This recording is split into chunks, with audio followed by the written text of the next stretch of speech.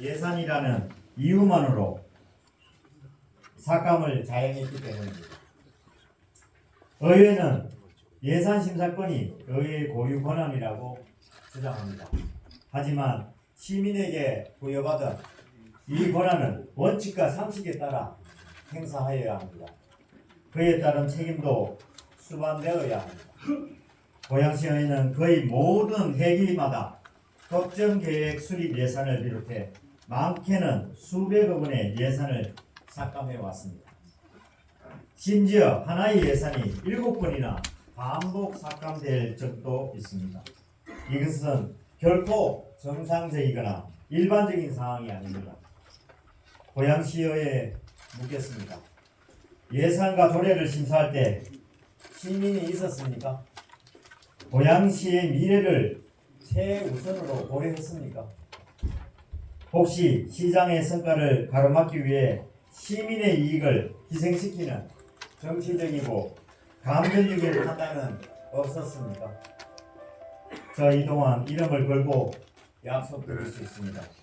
지난 3년간 의회에 요구했던 예산안 중 저 개인을 위한 것은 단 하나도 없습니다. 원당 역세권 개발, 킨텍스 지원부지 활성화 연구, 국립박물관 및 국립수목원 조성, 일산 호수공원 북카페 등 고양시의 장기적 발전과 인프라 확충을 위한 사업들입니다. 도시기본계획, 도로건설 관리계획도 마찬가지입니다. 이번에도 이 사업을 비롯한 160억 원 이상의 예산안과 주요 조례가 무산되거나 삭감됐습니다. 이 모두 시장의 관심 사업인 것은 우연입니까? 혹시 시장의 공약이라는 이유로, 성과라는 이유로 삭감한 것은 아닙니까? 더 탄탄한 복지를 위한 기구에 불과한 시민복지재단 설립과 이미 국비까지 확보한 스마트시티 사업도 지체되고 있습니다. 이동환이라는 이름을 제외하면 이 사업들이 중단돼야 할 이유가 있습니까? 저는 이 자리에서 이러한 예산 삭감의 부당함을 하나하나 말씀드리겠습니다. 첫째, 예산을 삭감하려면 그로 인해 발생할 문제에 대해 대책도 있어야 합니다. 그러나 고양시의회는 명확한 이유도 대책도 없이 예산 삭감을 반복하고 있습니다.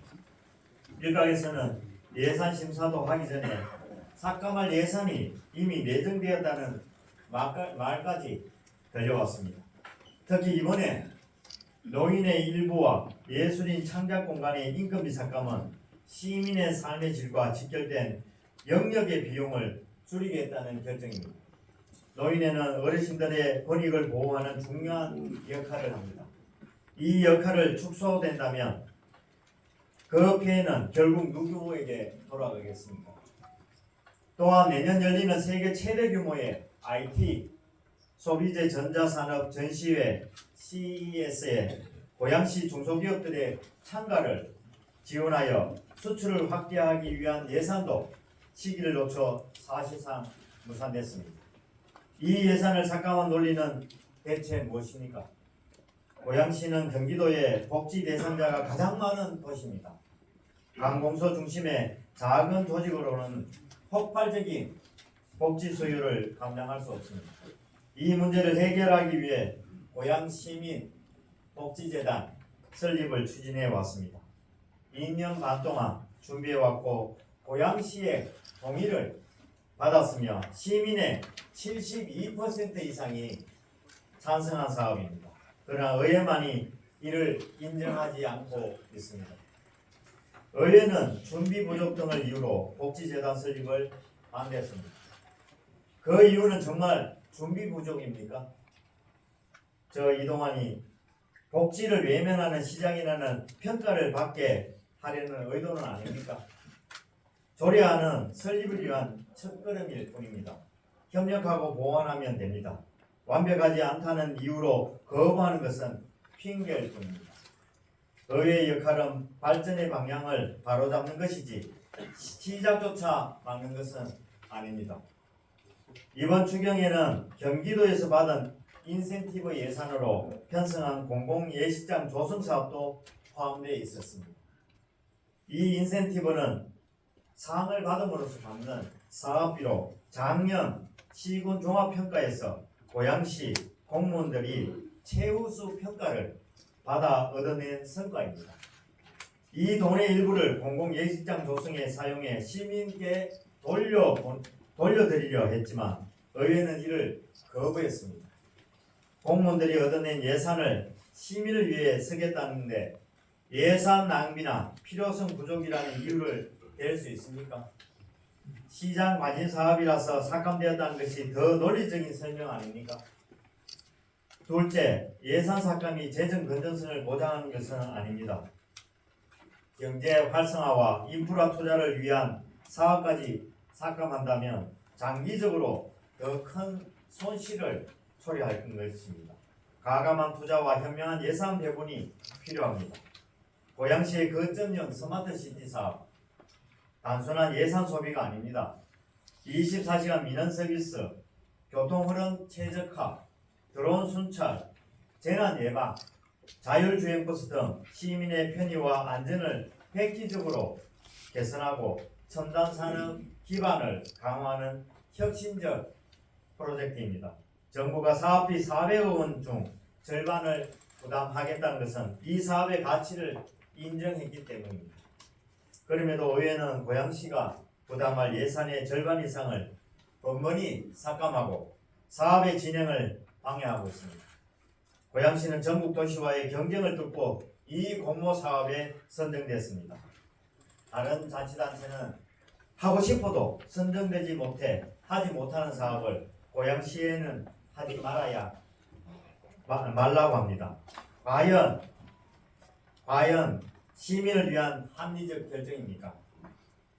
또한 고양시를 널리 알리고 관광객을 유치해 활력을 불어넣기 위한 예산도 대폭 삭감했습니다. 아직 자족 기반이 부족한 고양시는 문화관광 분야에서 수입을 창출해야 합니다. 행사나 관광이 지역 경제에 미치는 파급 효과와 도시 이미지 상승 효과는 매우 큽니다. 이를 위해서는 도시의 브랜딩과 홍보도 중요합니다. 고양시는 고양 종합 운동장을 활용해 콜드플레이, 오아시스, GD 같은 월드 클래스 스타들의 공연을 연이어 유치했습니다. 하지만 공연 관람객을 주변 상품과 관광지로 연계하기 위한 예산이 이번 추경에서 삭감됐습니다. 각종 홍보의 매체 예산도 대폭 삭감했습니다.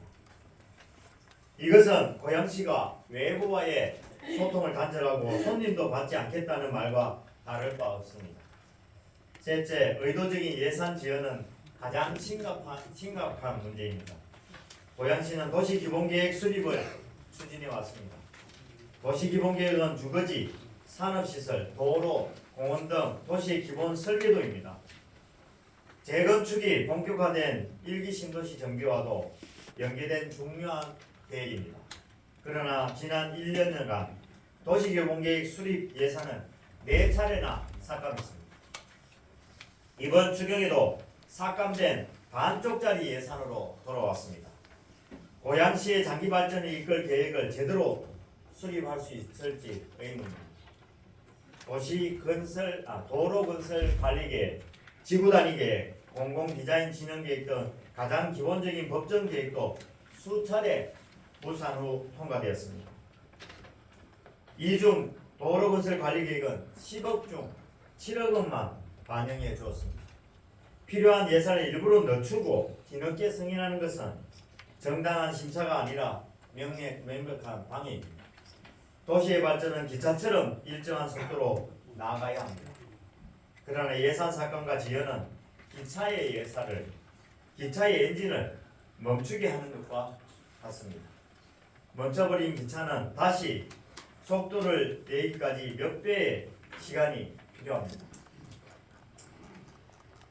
불안전하거나 때를 놓친 예산 편성은 고양시의 발전을 가로막는 결과를 초래할 것입니다. 시장이 시의회를 반대할 힘은 사실상 없습니다. 유일한 권한인 제2요구권조차 무력한 지 오래됐습니다. 지금 이 자리에서 호소하는 것만이 제가 할 수 있는 전부라는 사실이 너무나도 참담합니다. 피사의 사탑은 작은 어긋남이 쌓여 기울어졌습니다. 거대한 나무도 작은 벌레들이 조금씩 갉아먹으면 무너집니다. 지금 이 순간들을 갉아먹는 무책임함과 외면은 당장은 문제가 없어 보여도 결국 도시와 시민의 미래를 무너뜨리겠습니다. 저는 취임 당시 시민만 바라보고 일하겠다고 약속드렸습니다. 하지만 시의회 역시 시민만 바라보고 일해야 한다고 생각합니다. 서로 다른 방향으로 굴러가는 두 개의 바퀴는 결코 수레를 움직일 수 없습니다. 그동안 의회의 시민은 없습니다. 도시의 발전을 가로막고 있습니다. 지금 필요한 것은 발목을 잡는 비판이 아니라 민생을 위해 손을 맞잡고 나아가려는 결단입니다. 남은 1년 동안 시민을 바라보며 함께 걸어가는 고양시의회가 되기를 간곡히 호소합니다. 감사합니다. 네, 감사합니다. 이제 언론 여러분들과 질의응답 시간을 갖도록 하겠습니다. 먼저 질의는 오늘 기자회견 오픈을 해주시길 바라고요. 또 시간 관계상 다른 질문에 대해서 한 분당 하나의 질문을 받도록 하겠습니다. 네, 먼저 강국장. 질의도 짜고 하는 거예요. 먼저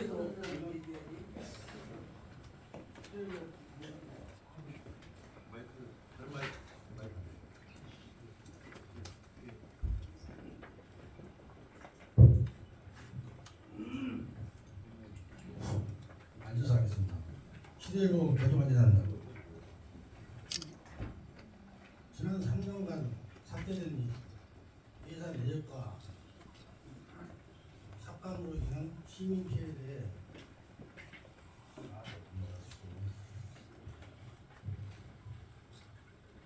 삭감한 시민 피해로 인해 두 가지만 질문하겠습니다. 첫 번째, 예산 삭감으로 인한 시민 피해를 강조하시는데 지난 3년간 고양시가 시민을 위해 편성한 예산이 구체적으로 어떤 것이 있으며 어떤 효과가 있는지 말씀해 주시고, 두 번째, 우리의 반대로 인하여 피해를 입었다면 구체적으로 어떤 피해를 입었는지 답변해 주시기 바랍니다.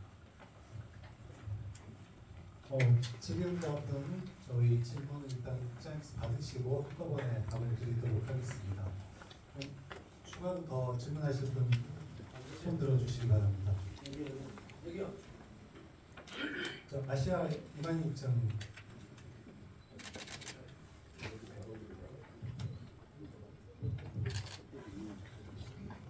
네, 아시아 이만희입니다. 시장님께 질문드렸습니다. 그런 임기가 1년 남은 지금까지도 이해와 회복이 계속되고 있습니다. 하지만 제 3자가 본 입장에서는 결과론으로만 보여줬던 어느 한쪽이 잘못한 것인지 왜 이렇게 됐는지 잘 모르는 실정입니다. 시는 그동안 이 문제를 해결하기 위해 어떤 노력을 해왔는지 설명 부탁드리겠습니다.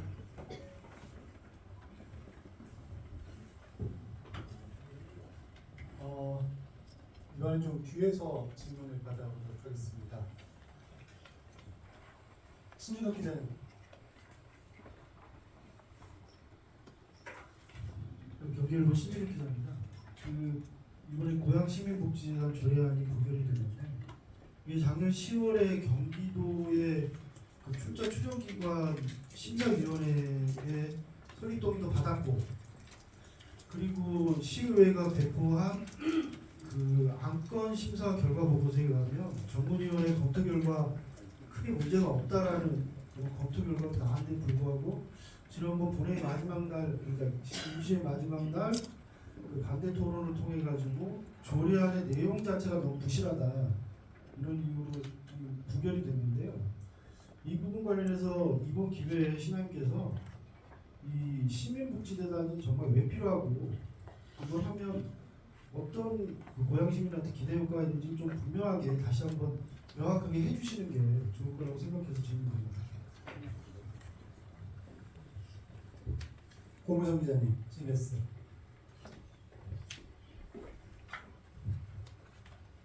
CBS 공성 기자인데요.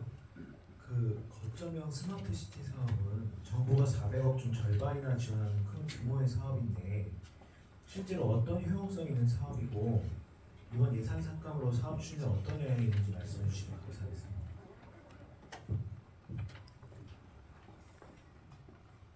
네, 그럼 이쪽에서 한번 받도록 하겠습니다. 이내일 정재호 기자님. 이제 정정입니다. 이번에도 어김없이 시청사 관련 예산 삭감이 됐는데 제가 알기로 그 연간 외부 청사 임대료 나간 돈만 한 12억 정도 되는 걸로 알고 있거든요. 이번에 그 백석 신청사를 또 이제 부서를 재배치한다는 내용 이것도 삭감이 됐고 여기 하나 더해서 얼마 전에 그 백석 신청사를 벤처 시설로 쓴다고 발표를 하셨던 걸로 알고 있거든요. 그러면 이거는 시청사 이전을 포기를 한다는 의미로 해석을 해야 됩니다.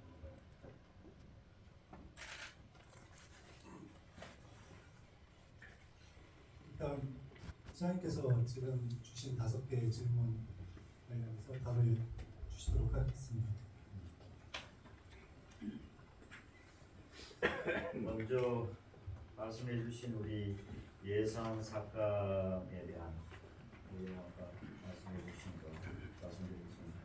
사실 우리 2년 9개월 정도 진행되는 기간 동안에 고양시의 주요 예산이 사실 이렇게 삭감되는 과정에 특별한 이유가 없습니다. 그 내용 자체를 들어보시면 설명 부족 이렇게 얘기를 합니다만 그 설명 부족이라가 삭감이 되겠습니다. 실제로 그 설명 부족은 우리 실국장 과장들이 끊임없이 설명을 다 했던 내용이고 이 내용에 대한 부분을 몰라서 그렇게 삭감됐다고 생각을 하거든요. 근데 우리가 반복적으로 이루어졌던 내용 중에 우리가 그냥 행사하기 위한 그런 예산이었으면 이걸 한번 고민을 또 해봐야 되겠습니다만 대부분 도시 인프라 확충이나 우리가 아까 말씀드린 기본계획, 도시 기본계획 수립에 대한 부분이 이것이 반복적으로 삭감이 되어 왔던 부분 이런 예산은 사실 어떻게 보면 법정계획입니다. 법정계획을 만약에 늦어지면 우리 다 아시는 것처럼 이게 이제 중앙하고도 연계되어 있는 계획안 수입입니다. 그래서 이런 부분들이 만들어지지 않으면 어떤 일이 벌어지느냐 우리는 안이 없는 걸로 생각합니다. 그런 계획 자체가 제대로 없기 때문에 중앙에서 반영을 안 하겠다 하는 얘기하고도 똑같은 얘기입니다. 그래서 어떻게 보면 기본계획 대부분은 우리가 갖고 있는 앞으로 우리 고양시의 인프라를 이렇게 만들어 가겠다는 그런 취지에 대한 내용을 상세하게 구체적으로 정리하는 중요한 법정 필수 계획입니다. 근데 이런 부분들을 법 기한까지 지금 다 넘기면서 이루어지는 것에 안타까움을 금할 수가 없습니다. 사실은 예산 삭감이 이루어지는 것 중에 이런 부분이 다 또 연계된 것이 우리 시민들의 복지하고도 연계가 되어 있습니다. 그래서 주민 선호도가 높은 예산 삭감이라고 얘기할 수 있는 부분이거든요. 그 중에 우리가 민생복지 예산이 있습니다. 그 중에 했던 것 중에 하나가 지난번 2023년에 다 기억하실 겁니다. 2022년에는 준예산 체제로 그 2023년 예산을 아예 심의조차도 하지 않았습니다. 그렇게 해서 우리가 그 당시에 예산을 준예산 체제로 2023년 1월 시작이 됐습니다. 그때 같은 해 또 2번의 추경을 하는 과정에 모두 파행되고 부결되는 내용이 있었습니다. 그 중에 하나가 한 12만 명의 학교 급식, 보육수당, 인건비, 도로제설, 이 필수경비가 지급되지 못할 위기에서도 있었습니다. 2024년에 1차 추경에는 고양페이 인센티브가 파행으로 불발되기도 했습니다. 우리가 지금 미세먼지 지금은 좀 덜합니다만 미세먼지 늘 문제가 생겨서 방진창을 설치하겠다고 했던 예산도 지금도 삭감됐다가 2024년 본 예산에 대폭 삭감을 시키고 6천만 원만 반영을 했습니다. 저는 사실 다른 어떤 부분보다도 고양시가 앞으로 이런 고양시가 베드타운 같은 그런 도시로서의 기능이 아니라 100만 도시에 걸맞게 자족도시로 거듭나기를 바랍니다. 그래서 기업 유치하고 기업을 활성화시키는 경제를 활성화시키는 방안을 강구하면서 그동안 계속 경제 분야의 사업들을 추진하는 예산을 반영을 많이 시키려고 노력했습니다. 근데 다 거의 대부분 핵심 사업들이 삭감이 되었습니다. 뭐 다 아시겠지만은 킨텍스 일원의 복합 개발 다 아시잖아요. 그것도 그렇고 벤처기업 투자 유치, 바이오 기업 투자 유치, 그리고 경제자유구역 이런 과정 속에서 삭감을 하다가 반영되기도 했습니다. 킨텍스 호텔 부지 매각도 지금까지 나왔다 할 수 없는 이유로 지금 부결을 시켰습니다. 그래서 제3전시장 공사와 연계해서 이 숙박시설은 아주 가장 우리 시에서 해야 할 역할 중에 하나라고 생각합니다. 그 다음 그뿐만 아니라 우리 원당 역세권 이런 종합발전계획 수립 용역도 6번째 삭감이 됐습니다. 게다가 기억 다 하실 겁니다. 2022년 추경에 첫 추경입니다. 그때 우리 주민 요구 철도하는 노선에 5차 국가 철도망 계획 늦어진 거 알고 계시죠? 그거 안 시켜주려고 그동안 계속 삭감을 하다가 그 이후에 이제 다시 반영이 되게 됐습니다. 이런 내용들이 반복적으로 이루어지다 보니까 지금 다 늦어지고 어떻게 보면 우리 시가 정체될 수밖에 없는 여건을 가지게 됐습니다. 이런 걸 토대로 해서 최근에는 우리 그 시의회에서 시의원이 5분 발언을 하면서 필요하다고 얘기했던 국립박물관 예산도 무려 7차례 삭감을 했습니다. 이런 것이 우리 고양시의 현 주소라고 저는 생각합니다. 그리고 게다가 우리 국립수목원 그리고 창릉천 우수조류시설 이런 시설에 대한 부분들이 반복적으로 지금 삭감이 이루어졌고 다 아시는 것처럼 한옥마을 조성에 대한 그 경주 산성 주변의 한옥마을 조성도 1년 동안 삭감을 시키다가 이제 통과됐습니다. 게다가 최근에는 조직 개편도 또 부결을 시켜서 지속적으로 조직이나 이런 부분들 자체도 제대로 새롭게 개편을 해서 업무의 효율을 대하는 거에 부분을 지금 맡고 있는 실정입니다. 뭐 올해도 이런 부분을 토대로 해서 더 우리 그 예산 삭감에 대한 부분들이 어떤 피해가 없을지는 아마 시민들이 이제 판단할 수 있는 여건이었습니다.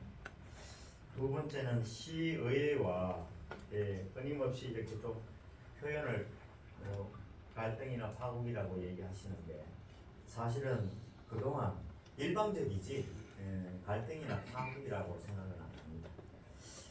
그동안 우리 고양시의회가 동수로 있다가 어느 날 갑자기 2명이 탈당을 하고 지금 뭐 민주당하고 같이 지금 하는 모습을 보이는데 제가 생각해도 사실은 협치라고 얘기하는 부분, 소통이라는 부분은 끊임없이 이루어졌던 내용이기도 합니다. 그것을 손바닥 뒤집듯이 바꿔서 문제가 됐던 거죠. 그동안 협력하자고 얘기를 하면서 회기마다 저도 뭐 그런 얘기를 했습니다만 같이 협력 체제를 갖추기 위해서 제가 뭐 일일이 다 시의원들한테 얘기하지는 못하지 않습니다. 그래서 전체 모임 자리에서 그런 얘기를 했던 부분도 있었고 지금까지 하는 과정에서도 뭐 다른 어떤 것보다도 기억을 하실 거라고 생각합니다. 2024년 5월에 사실은 무슨 일이 있었는지 기억하실 겁니다. 그때 시의회와의 갈등이 있다. 그래서 이걸 상생 협약을 통해서 우리 새롭게 만들어 갑시다 했는데 상생 협약을 맺은 당일 인구도 마르기 전에 의회는 1회 추경에서 1기 신도시 등의 지구 단위 계획 재정비, 건축 기본 계획 등 도시 발전의 필수적인 용역 14건을 전액 삭감했습니다. 그래서 사실은 우리가 그렇게 같이 활동했던 내용 자체가 무산한 지경에 놓인 부분이 없지 않아 있습니다. 사실 뭐 어떻게 보면 저보고 늘 하는 얘기가 갈 때마다 그 얘기를 합니다. 소통이 잘 안 된다. 독단적이다. 독단은 의회가 독단한 거 아닙니까? 지금까지 의회가 독단하지 않은 부분이 뭐가 있습니까? 실제로 그런 부분에 소통이라는 말을 마치 혼자 열심히 해주기를 바라는 그런 차원 같아요. 소통은 원래 상호 이해하는 겁니다. 상호 이해하는 거지 그를 일방적으로 하는 일방 통행은 아니라고 생각이 듭니다. 그 다음에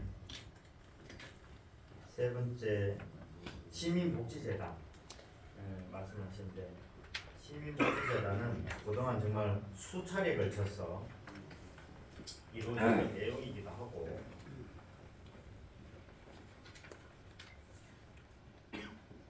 시민복지재단 고양시는 사실은 복지 대상자가 아마 가장 많은 도시라 해도 과언이 아닐 겁니다. 30년간 우리 고양시 사회복지 예산이 30년간 113배가 늘었습니다. 그전에 113배가 늘어났다는 거 엄청나지 않습니까? 1992년 111억 하던 복지 예산이 2022년에 1조 1,789억으로 늘어났습니다. 지금도 일반 예산에서는 거의 예산 전액에서 52%라고 하는데 그 예산에서도 실제로는 우리가 알고 있는 복지 분야의 예산임에도 불구하고 포함되지 않는 예산이 무상급식이 있고 교통복지가 있고 이런 거에 대한 내용까지 다 포함하면 이게 52%가 아니라 한 65% 이상이 될 거라고 봅니다.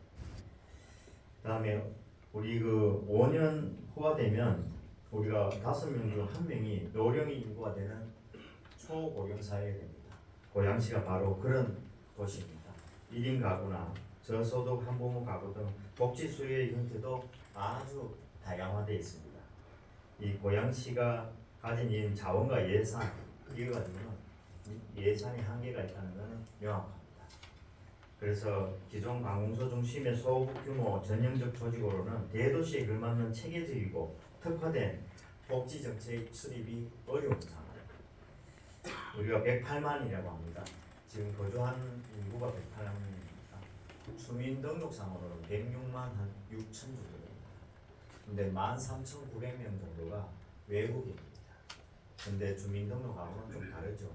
그래서 108만 인구를 가지고 있고 거기에 걸맞게 부서를 넘어서 독립된 기관인 바로 이 복지재단의 설립은 시도입니다. 시흥이나 평택, 김포, 가평, 남양주, 부천 등의 우리 경기도 6개 시군에서는 복지재단을 운영 중에 있습니다. 그리고 고양시가 지금 설립돼도 빠른 것이 아닙니다. 그리고 민간 차원에서까지 좀 이렇게 이제는 연계해야 할 시점에 놓여 있기도 합니다.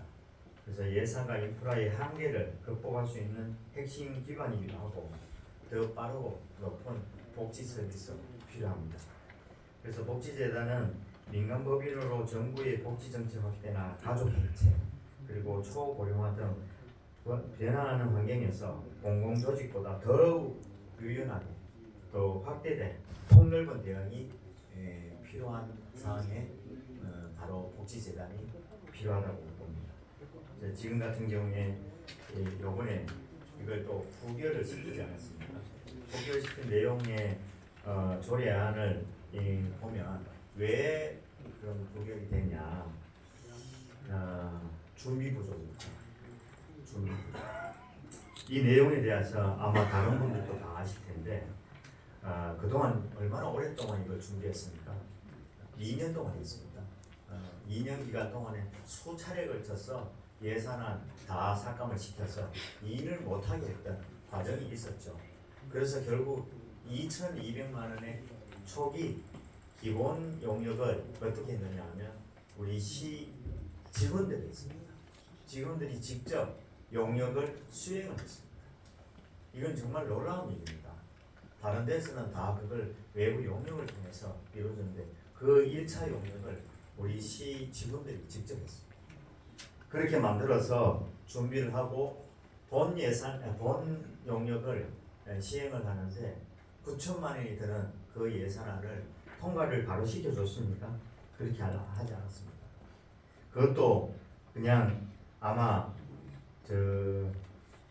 우리가 예산안을 계속 삭감이 되고 이렇게 무산되면서 이 부분에 대한 부분을 토론회도 가지고 이렇게 해서 마지막 예산안을 반영을 해서 도의 예산, 이 용역 예산은 또 도에 인정하는 기관에서 용역을 해야 되기 때문에 도에서 실제로 그 용역을 했고 그 용역을 했는 내용의 부분에서 승인 절차를 밟았다는 겁니다.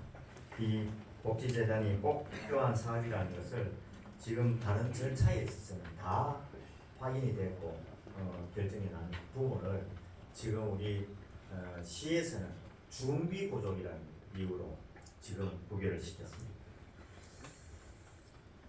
앞으로 고양시가 나가야 할 방향이 정말 어떤 방향이라는 것은 우리 시민들이 잘 아시리라고 생각이 들고요. 그 다음에 아까 거점형 스마트시티가 어떤 영향을 주느냐. 지금 우리 첨단 시대에 살고 있죠.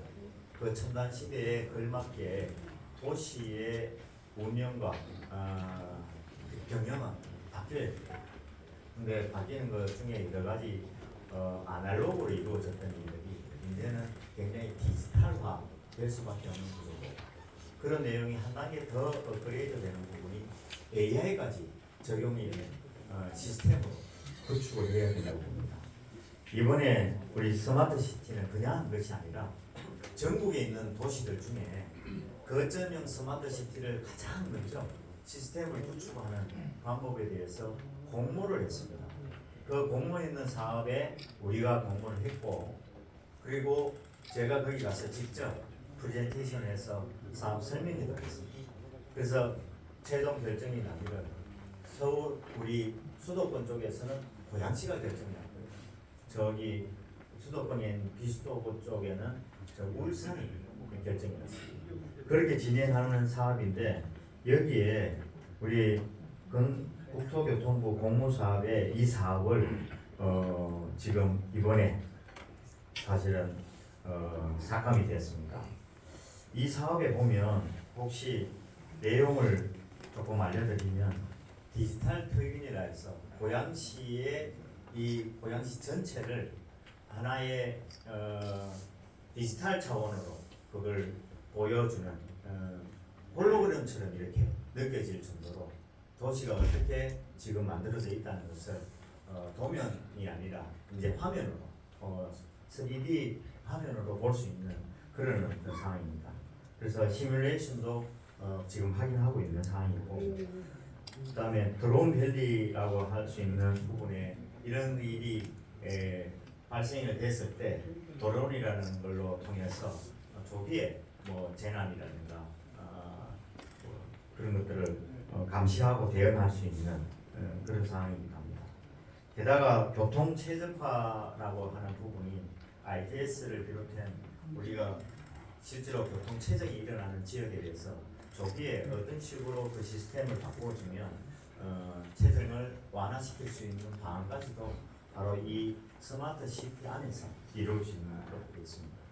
게다가 행정 서비스 분야는 정말 고도화될 수밖에 없습니다. 지능형 행정 서비스가 될 수 있을 정도로 GPT나 AI, 우리가 얘기하는 빅데이터, IoT, 우리 카카오톡 등을 활용해서 시간과 공간의 제한 없는 민원 서비스도 제공할 수 있는 여건입니다. 이런 부분을 우리 지난번에 402억 원의 예산을 투입해야 하는 상황에 2025년까지는 사실은 완료할 계획입니다. 근데 그 계획이 이번에 사업의 효용성과 재정 낭비를 이유로 올해 본 예산에서 거점형 스마트시티 조성 사업 70억 원을 2024년 2회 추경 예산에 이어 두 번째로 또 삭감을 했습니다. 사실 이 내용은 일정이 결국은 지연될 수밖에 없고 늦어질 수밖에 없는 여건이라고 생각합니다. 그리고 거점형 스마트시티 조성 사업은 이번 행정안전부 실시한 2025년 수시 1차 지방재정 투자 중앙투자심사에 최종 통과가 됐습니다. 그래서 중앙투자심사는 사실은 지방자치단체의 신규 투자 사업 규모가 200억 이상일 때는 사업의 필요성과 타당성을 심사하는 절차입니다. 그래서 스마트시티는 이미 정부에서 재정적인 타당성까지 인정받은 사업입니다. 근데 이런 사업에 대해서 재정 낭비다, 효율성이다. 앞으로 그러면 더 우리 도시를 더 효율적으로 더 첨단화해 나가는 것에 대한 부분들을 하지 말라는 얘기하고 똑같은 얘기죠. 이 모순이라고 생각이 듭니다. 그 다음에 마지막으로 말씀해 주신 우리 백석청사와 함께 이전을 아까 표현을 포기라고 얘기하셨는데 또 벤처 시설에 대한 부분 말씀해 주신 것처럼 시청사 이 분산 문제를 지금 시기에 해야 된다는 것은 확실하다고 생각합니다. 뿐만 아니라 아마 여기 계신 분들도 현재 청사가 힘들다는 것도 알고 계실 거라고 봅니다. 예산을 절감하기 위해서 백석 업무 빌딩의 공공청사 활용 기조에는 변함이 없습니다. 이번 발표한 벤처기업 입주 계획은 별관 전체가 아닌 일부 유휴 공간이 한정된 계획으로 청사 기능 이전과 병행해서 진행하는 것입니다. 그래서 효율적으로 종합적으로 이렇게 또 고려해서 이루어지는 일이기도 하고 거기서 보면 지금 외부 건물을 임차해서 사용하는 부서가 무려 30명입니다. 이 과를 백석 업무 빌딩으로 이전하기 위해서 1차 추경안에 시청사 부서 재배치 관련 예산안 65억 원을 편성을 했습니다. 그래서 현재 거의 임차 보증금 10억 원, 연 임차료 9억 원이 절감이 가능한 상황이라고 봅니다. 2027년까지 인천청사의 계약이 만료됨에 따라 또 이루어져야 되는 내용이다. 이런 사실은 우리가 8개 임차 청사의 비효율적인 운영 방식을 개선하기도 하지만 백석 업무 빌딩 미활용에 대한 부분들을 먼저 활용할 수 있는 여건이기도 합니다. 아까 벤처 기업 시설에 대한 얘기하셨는데 거기에 2018년에 고양시 의회가 의결한 공유재산 관리 계획에 업무 빌딩을 벤처 시설 및 공공청사로 사용한다고 되어 있고요. 그 속에 지구 단위 계획에 나와 있는 내용을 보면 벤처 지적 시설도 50% 이상 쓸 수 있도록 되어 있습니다. 그래서 이 부분을 공공청사와 그리고 벤처 기업 시설로 이용하는 것에 대한 부분들은 현재 할 수 있는 여건에서는 최대한 하려고 생각하고 있습니다.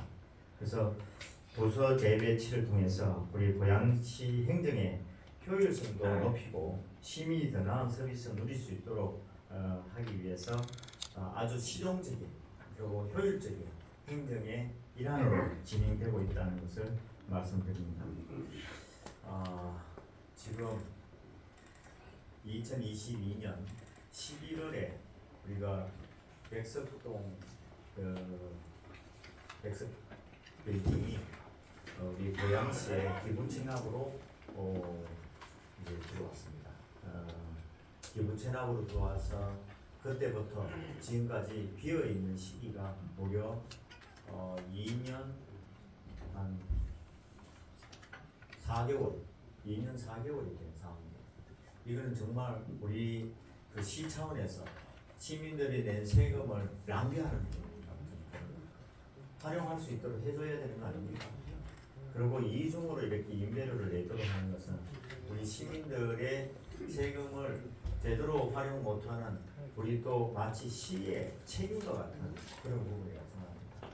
이 부분을 못하게 이렇게 가로막는 모습은 시민을 희생시키는 것도 되지만 우리 시의 세금을 예산을 낭비하는 행위를 조장하는 것과 마찬가지라고 생각합니다. 예. 시장님께서 자세한 답변을 주셨습니다. 오늘은 시간 관계상 총 5개의 질문과 그리고 이제 자세한 답변 이렇게 기자회견을 마무리하는 것으로 하겠습니다.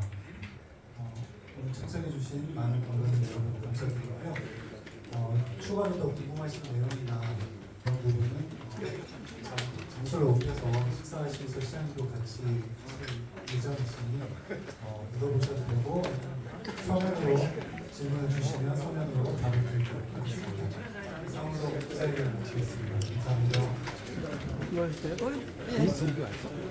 감사합니다.